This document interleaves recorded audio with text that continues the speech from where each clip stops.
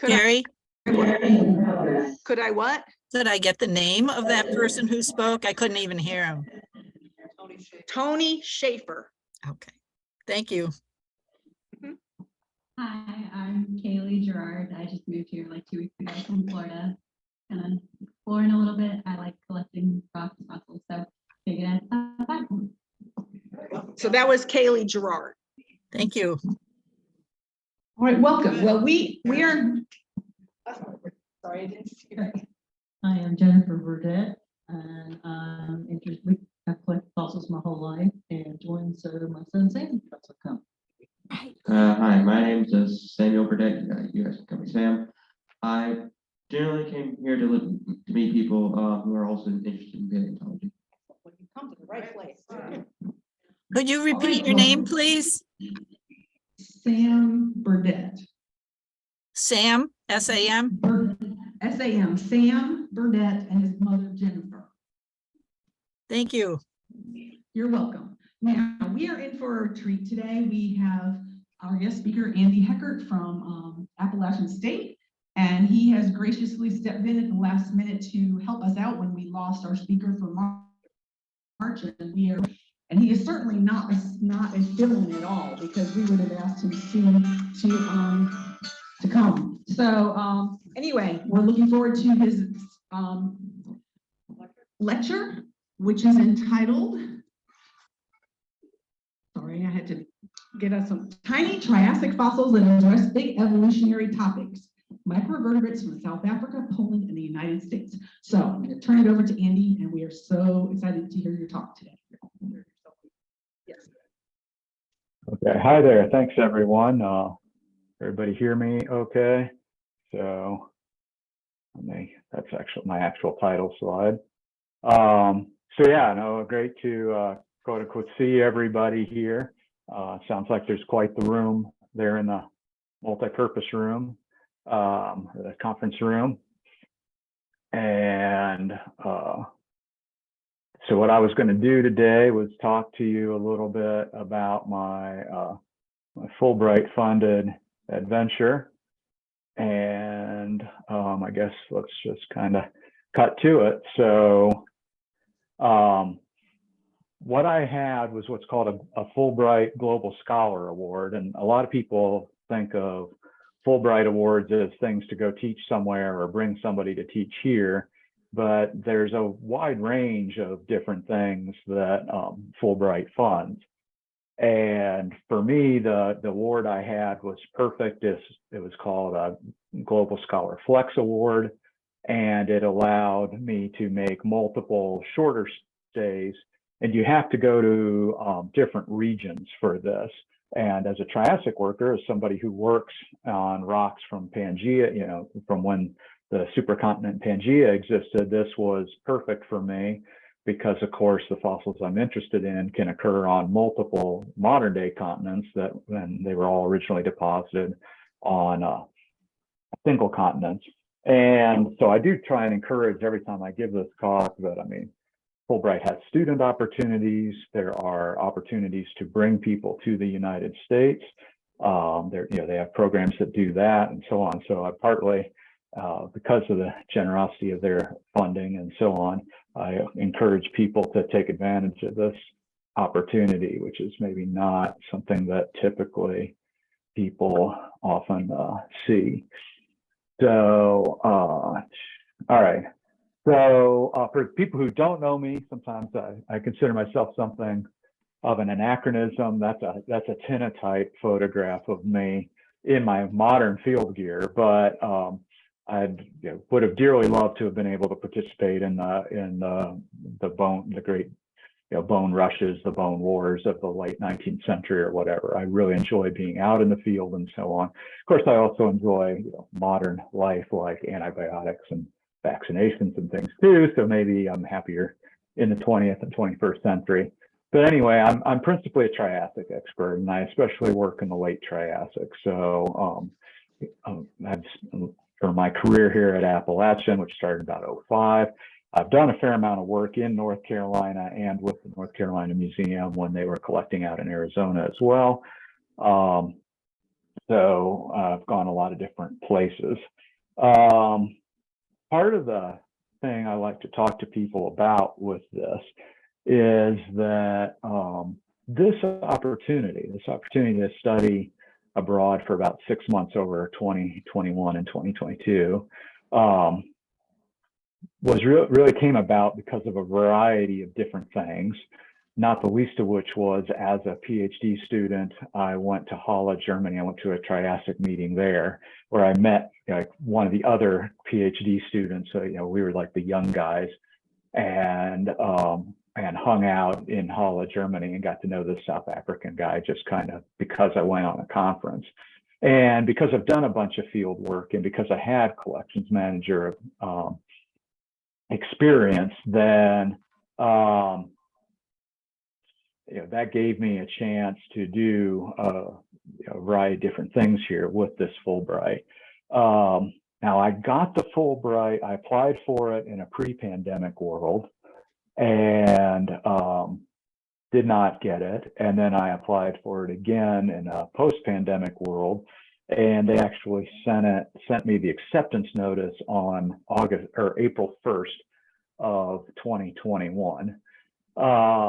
So I thought, it just kind of, one of the mantras I preach to my students is that prior planning prevents poor performance. And there were some exciting things with my Fulbright, not the least of which was when I got it, they sent me a not terribly clear notification, and I got it on April 1st. And so I was actually a little bit surprised that that I was like, did I really get this thing? I'm not really sure. They sent it on April 1st, and it doesn't even quite look right. Then they said scan and upload your passport. And when I went to go get my passport, I thought to myself, I've got a bad feeling that 2020 was an important year for my passport. And sure enough, it had actually expired, but I hadn't, it was 2020, right? Nobody was doing what they thought they were going to be doing. So I had to get an expedited passport, even though I've had passports for decades. And then hopefully you just see here from the screen that, I left for 5 months, originally 4.5 months, 2.5 in South Africa and another 2 in Poland. And that was a challenging packing job, especially because the South Africans had offered me an opportunity to get out into the field even. So I wanted to have some basic field gear, some rudimentary field gear at least. And then it's kind of hard to envision 2 very dramatically different places than South Africa in their kind of late winter, early spring, and Poland in their late fall, early winter. So there were a bunch of different challenges to overcome, but all things considered, it worked out. It was kind of fun. So over the course of about 6 weeks, you can see I did a bunch of flights. This is, of course, this is 2021. So when I landed in South Africa, none of my colleagues had gotten vaccines yet. They didn't have many in South Africa. So I'd been vaccinated for maybe 3-4 months at that point. All kinds of kind of fun, weird challenges.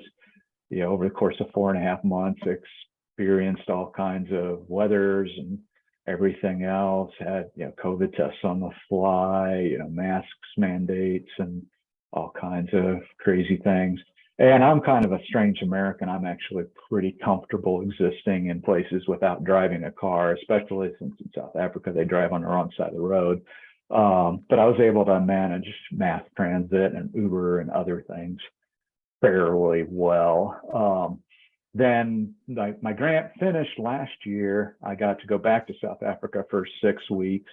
And this time I made sure to get down there in the spring going into the summer. So like late November, early December. So that's me in the middle with my wife, Kristen. My principal colleague on the right is John Hancock in the checked shirt. And he's an incredibly avid birder. So this little outtake from when we were taking pictures on Christmas Eve in South Africa, he had just seen some bird flying over and passing, pointing it out. All things considered, I very much enjoy doing this kind of work, not in the heat of a pandemic, but in a somewhat more post-pandemic world.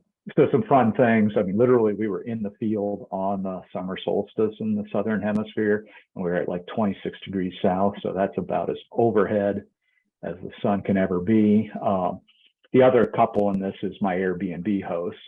The gentleman there, Oliver, is a geologist as well. So I got to meet all kinds of neat people and do all sorts of neat things. So that's sort of me. And then, like I say, my collaborator there is a fellow named John Hancock. And the science of it, what we're really interested in are sort of this initial rise and recovery of biodiversity in vertebrate ecosystems after the mother of all mass extinctions, the big end Permian extinction event. So the site that John found, which you can see the Badlands here, is just a few million years younger than the end Triassic extinction. And it's got an incredibly rich assemblage of microvertebrates, coprolites, all kinds of, there's some larger fossils too, although it's early Triassic. So the big animals are still only a couple or maybe 3 meters long.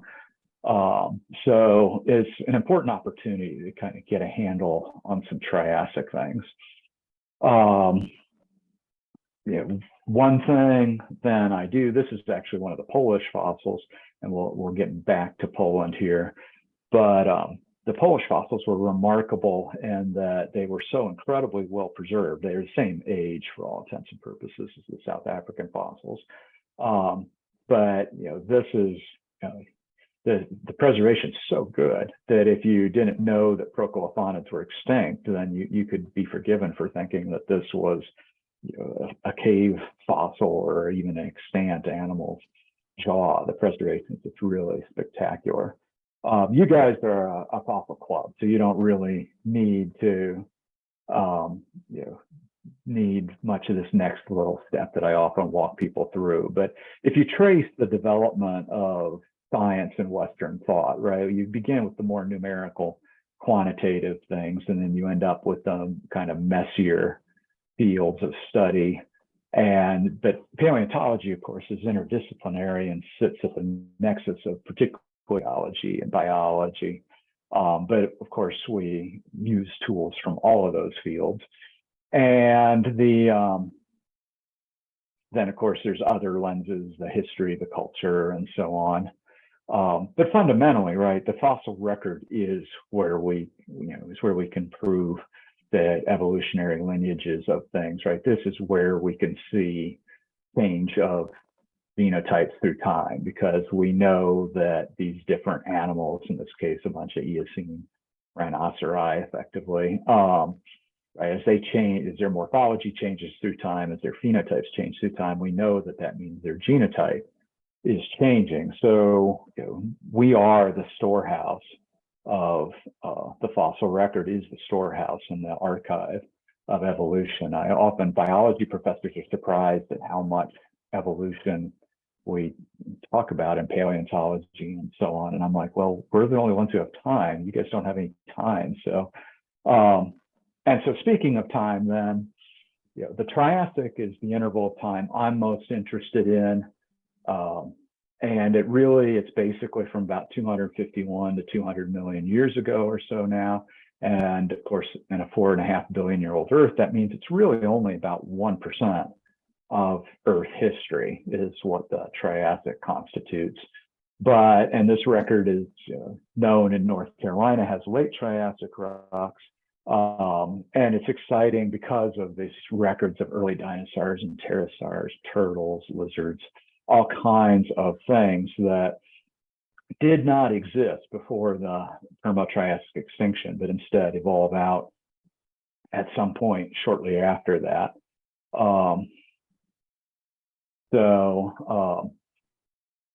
Most of my career, of course, I've spent in the late Triassic. The Newark supergroup here in the eastern part of the United States and the Chinle in the American West are late Triassic. And so that's roughly 200 to 230 or so million years old. I've worked all up and down the column, but as far as my Triassic work goes, that's really probably what I'm known for. So the site in South Africa, which is called Driefontein, and the Polish site, Czechowicza, are early Triassic. So they are older than what I'm generally worked on. The other thing then, one of the things that makes the Triassic one of the most interesting parts of Earth history is not only do you have, of course, the huge extinction event going from the Permian into the Triassic, but you also have an extinction event at the end of the Triassic-Jurassic boundary, probably associated with the initial rifting of Pangea. So it's the only time period on the geological time scale that has a mass extinction on both sides that's defined essentially by two mass extinctions. So that's sort of the setup here. Talking about Pangea then, Driefontein is in southern Africa, it's in southern South Africa even. So it's at a very high paleolatitude during Triassic time. Czechowicza in Poland is probably a more mid-latitude location. But again, theoretically, organisms could walk from Czechowicza to Driefontein. And indeed, there's a Russian animal called Garjania that is also known from Driefontein. So again, I typically study microvertebrates. I study very small animals. And those, during Triassic time, the vast majority of Triassic microvertebrate sites are known from what we call Eurasia, North America and Eurasia. Very few are known from Gondwanan continents, and the ones that are largely from India. So this early Triassic microvertebrate site is hugely tempting to me. And so fundamentally, what we're trying to answer is just kind of what kind of question, what kind of biodiversity is there at the beginning and end of the Triassic? These are major questions with myself and many colleagues are dedicating essentially whole careers to. But we can get at those questions by examining these different sites and trying to figure out what does an early Triassic ecosystem like Driefontein look like, and how does that compare to a late Triassic ecosystem? So you guys, of course, are all very familiar with traditional macrovertebrate collections, right? Animal dies and gets buried, and eventually the skeleton is weathered out, and you go out and deck it and prepare it. This is a Polish phytosaur from a new locality, recently discovered locality, last few decades, and a very typical late Triassic animal. There are, of course, phytosaurs. North America's first reported phytosaur comes from North Carolina. And South Africa has perhaps the richest Permo-Triassic fossil record of vertebrates anywhere in the world. There's very famous fossils of these animals called Lystrosaurus, one of the animals that Wegener used in his initial concept of continental drift, because you can find Lystrosaurus on multiple modern continents, and they're clearly not oceanic swimmers. So it was really, the one sidelight that was just a lot of fun in this trip was to just see many of these world famous fossils.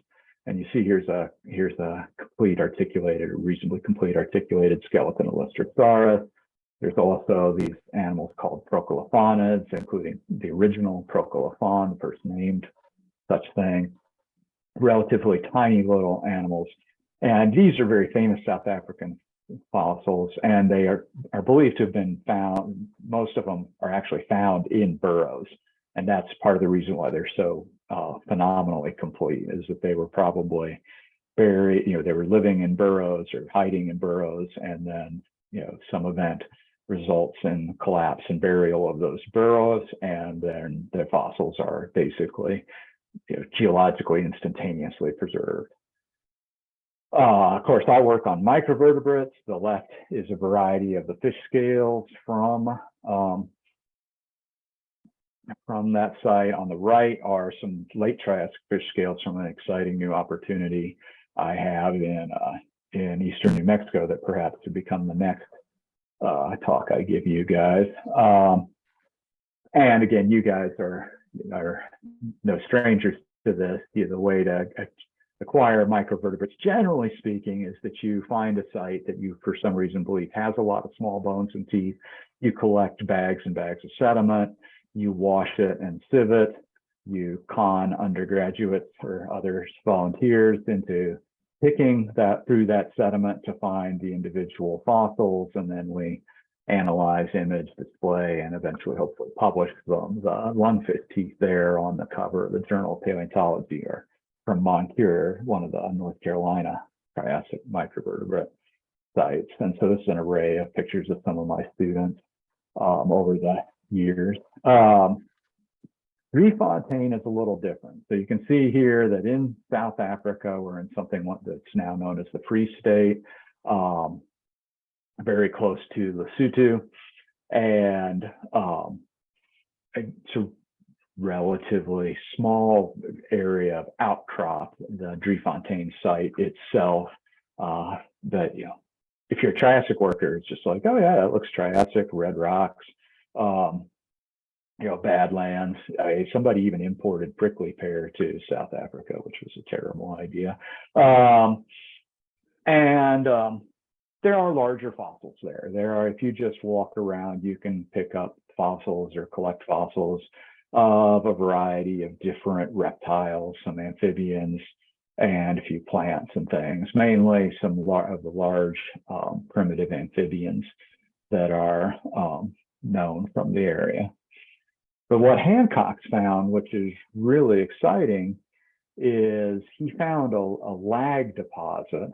So he found an area that probably had originally been several meters of sediment that in some way, shape, or form got winnowed down. And so now you have thousands and thousands of fossils, more or less hyper concentrated within an area of just a few square meters.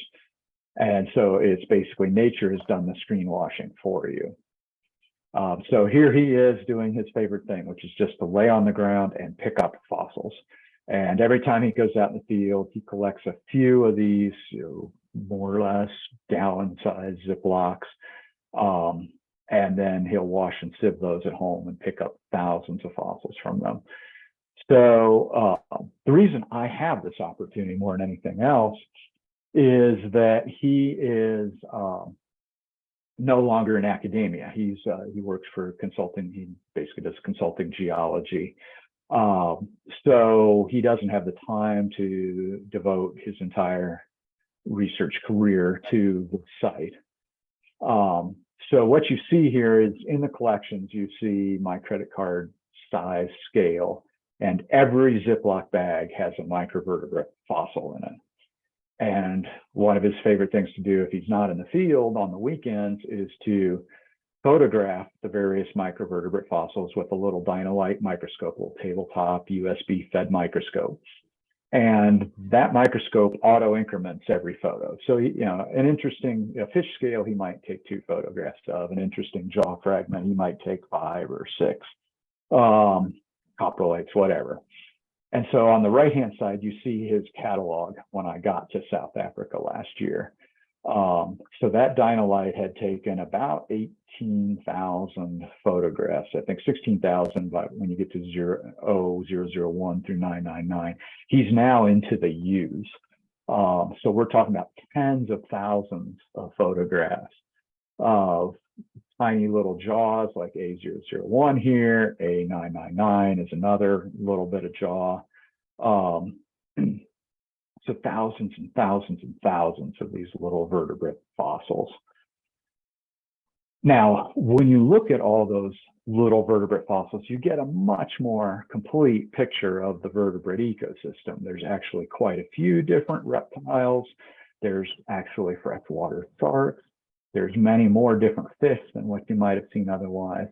And while it's not really my project, the coprolites are actually probably the most important fossils in the whole batch. So here I'll give you guys just a rundown of some of the things. Why was I there? What was I supposed to do? And I was basically just came in to try and provide some expertise and push the pile forward a little bit. So like you see with the masks, it was during the pandemic.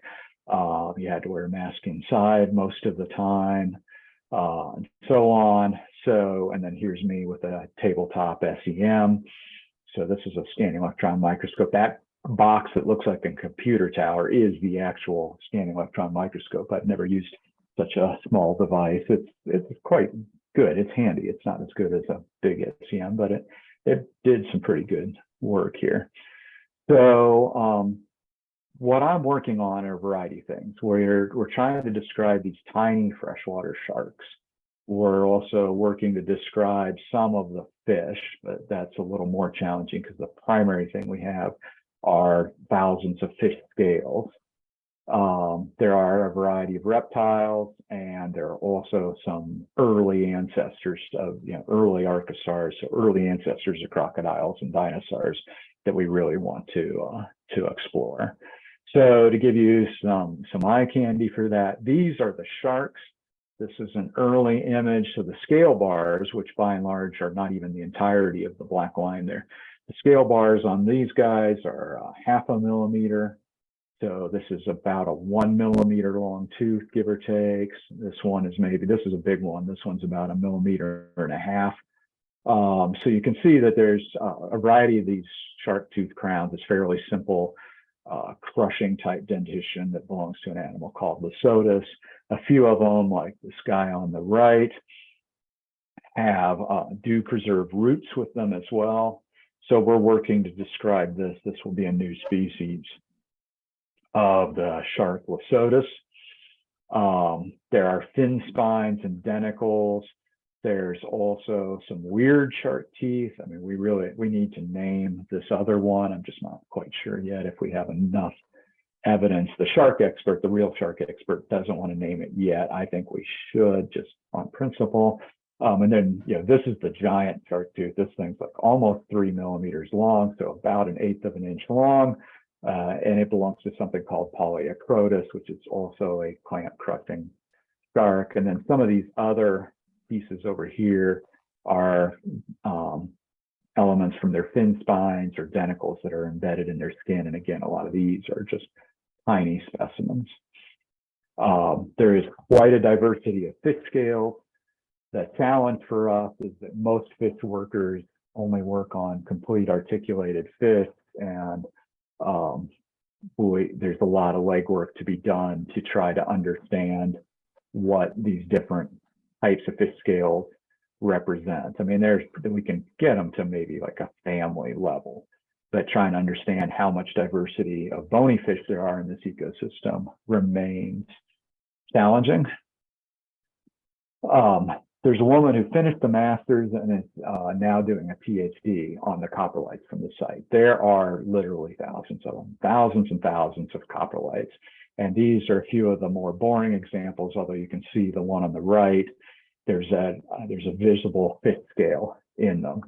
And so she's describing the morphology of the various coprolites. But the really important things that she's doing are that they are now CT scanning, and they've even gone now to the synchrotron in Grenoble, and they are imaging the insides of the coprolites. And you will hopefully in the next year or so see some papers with some very exciting results of some fossils from inside the coprolites. So an array of coprolite morphotypes. And then here on the right-hand side, you can see there's the far right is an image of what a complete lungfish from the site would look like.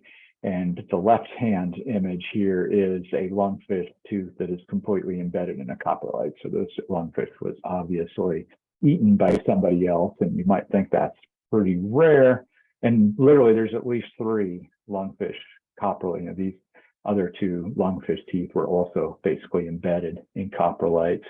And lungfish of different ages too. This one on the left is a young lungfish, has very crisp, unworn tooth plates. The other 2 are much older lungfish, very much worn down.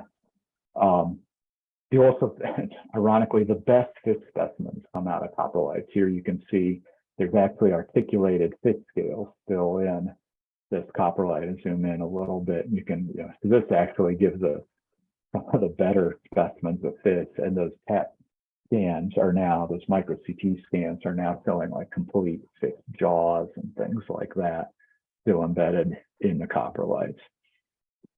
So the job here is fundamentally taking these very fragmentary fossils and attempting to better classify them, better show what we think we have from this ecosystem, and fleshing it out still further. We're gonna, we'll name some new taxa and other things out of that. So why go to Poland? And this is, I did actually get to go out in the field in Poland. This was literally Thanksgiving Day in the US. Thanksgiving, of course, is not a holiday in Poland. But, and I got, fortunately for me, I guess, I was in Poland before the Russians started the war in the Ukraine.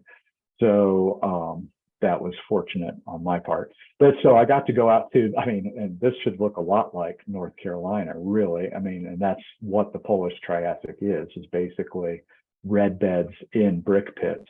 So it's very similar to doing work in Ginley or Moncure, the Sanford Basin. It's kind of similar. And actually driving across Poland is a lot like driving across like Illinois and Indiana, whatever. So when I started as a graduate student, there was no Triassic fossil record from Poland for all intents and purposes, no vertebrate record. These are the two papers published before 2000 on Triassic vertebrates from Poland. And now there's dozens of pages dozens of publications because they found a variety of really prolific sites in Poland. So what I was working on there was another assemblage, which is very interesting. It's called Czechowicza, and it's known for, among other things, producing some of the earliest frogs and some other things. Again, it's early Triassic, and it's what's called a fissure fill deposit. So what happened is that there's much older, these are Carboniferous, essentially Mississippian or Pennsylvanian aged limestones, and they had dissolved somewhat were exposed and somewhat dissolved in the Triassic, and various animals were burrowing in the living in those little kind of cave and pond systems, and then they got buried. So the bad news is it's relatively hard to tell exactly where you are in a stratigraphic column. But the good news is the preservation is just stunning. So like I say, here's this Procalina, this Procolophonic jaw, on the right, and the grid boxes are 1 millimeter squares. That's literally like a cell phone photograph got down a microscope. Just incredibly good preservation. And then here on the left is a frog hip bone. The dark color is from them putting it into a scanning electron microscope. So they needed to code it. When they did that, they were still much more closely aligned to Russia and the Soviet Union than us. So they coat with platinum instead of coating with gold. So they're SEM images. So you come across all these kind of silvery specimens in there. That's because they're platinum coated. So an incredibly rich assemblage. Unfortunately, it's hard to compare to Driefontein because many of these elements are really, really fragile and just would not have survived the kind of windowing processes that form the Driefontein assemblage. But they're still going to be hugely important for comparative purposes. And the other thing that they do is they're going to help us compare fossils from this late Triassic site that I've been able to work with, courtesy of the Lauer Foundation and some others in New Mexico. What are we trying to do with all of these systems? Well, when you're in grade school or whatever, you kind of learn this sort of ecological pyramid, right? Of producers and consumers, autotrophs and heterotrophs and decomposers and things like that. And you sort of learn these basic systems. There's carnivores at the top, the biggest carnivores, and then there's plants at the sort of this bottom or base of the ecosystem. And that fundamentally you go from relatively little biomass and diversity at the top to huge amounts of biodiversity at the lower levels. And that, of course, that's a terrestrial ecosystem model. And that's very challenging to reconstruct in the fossil record because those different tiers are really, you don't usually get everything. Different river deposits are the best things for preserving kind of the mid and larger sized animals, whereas ponds and other kind of unusual circumstances might be the best place to preserve the little things. And so you seldom get the entirety of an ecosystem in one deposit. Driefontein does give us a little bit of that just because you've got so many different things that have probably been, time averaged, winnowed down, and so on. But then when we look at this ecosystem, we realize it's very, very predator heavy. Most of these reptiles are predatory. All the amphibians are predatory. Even these sharks are eating invertebrates. They're tiny, but they're eating invertebrates, and then they're probably getting eaten by things that are yielding, these other things. So clearly what we're really looking at is something that's much more like a traditional aquatic ecosystem where there are clearly producers, but it's kind of a more what I would call a stacked ecosystem. And it's essentially, lots and lots of predators with a relatively lower diversity of kind of producers and herbivores. That's just not really the common thing there. And so that's intriguing. One of the things I really like about that is that it actually allows me, this is what Triassic ecosystems in the Western United States look like. This is what the end of the Triassic looks like, the Chinle. Oops, and come on, there we go. And so you can kind of see here, so if we have an early Triassic on the left and a late Triassic on the right, and this is not dissimilar from the general pattern that we see throughout the Triassic, that things more closely related to crocodiles and modern lizards are evolving out, and they're the quote unquote winners. They have greater diversity in the late Triassic, and other groups are much less common than they were even at the beginning of the Triassic. The large amphibians are approaching extinction. Fish fauna is a little harder to evaluate. It's sort of big picture wise, I think we're starting to get a handle, or we can see some of these transitions taking place through comparing a place like Driefontein to younger things. So this slide, I guess, is kind of left over, right? So the Fulbright allowed me to leave campus. I used a sabbatical, so I did not teach for a semester. So what does my department or Appalachian get out of this? Well, of course, a lot of research projects, and also, I'm a better paleontologist now. I've been to some places and seen a lot of fossils I wouldn't have seen before. We've got lots of new contacts. I have new colleagues and collaborations going with a variety of different places. I also somehow I lost most of the photos of us with all sorts of cute little South African village kids, but this was the one team that I was working with, and we spent 4 or 5 days, actually I guess 7 or 8 days in the field. And one of those days we went and did outreach at a local museum or local school complex where there were just like hundreds of adorable little kids in school uniforms. So what I hope you've gotten out of this is that, right, this Triassic interval of time, of which there is some representation in North Carolina, is a really interesting part of Earth history. And that by studying some of the less glamorous fossils, these very fragmentary fossils, though, we can get a much better understanding of sort of paleoecology and what different niches might have looked like, and who the winners and losers are in some of these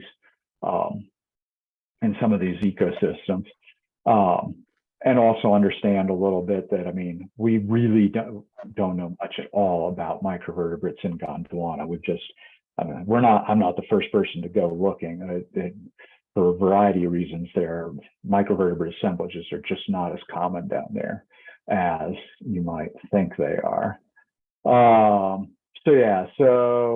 Again, it's kind of the slide left over, but it's good. It's solid advice. So for the aspiring paleontologists that may be out there, I wrote a letter to dinosaur Jim Jensen when I was a little kid. We had just missed seeing him at a Morrison, what was thought to be a Morrison Formation dig in Utah. And one of his big pieces of advice was to get good marks in school, right? To get good grades. But everything I've talked to you about here, the reason I got to do this was because I took advantage of opportunities. I went to professional meetings. I talked to people. I was willing in a pandemic to travel to a country with an under 10% vaccination rate to go do some science and see more and more fossils. And you just be adaptable, take advantage of opportunities. One of my favorite nutshell philosophies is opportunities almost always look bigger going than they do coming. So it's try and recognize them when they're coming. It's a bummer to recognize them when they're going. So with that said, I had a great time with this. I had wonderful collaborations with Hancock's. I knew a little bit. Chenois, I had never met at all. He's actually an American. He was born and raised in Massachusetts. Sandelay Montgomery is a coprolite expert.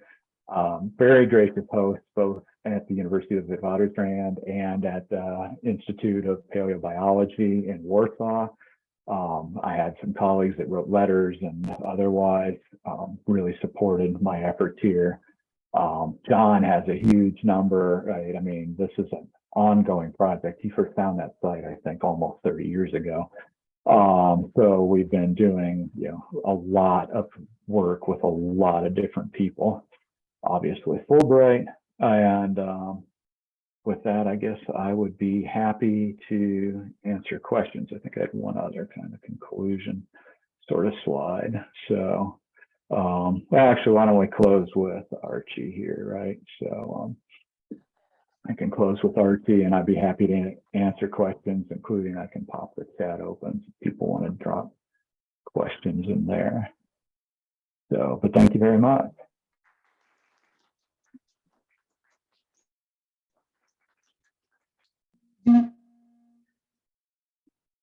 Yes. You can either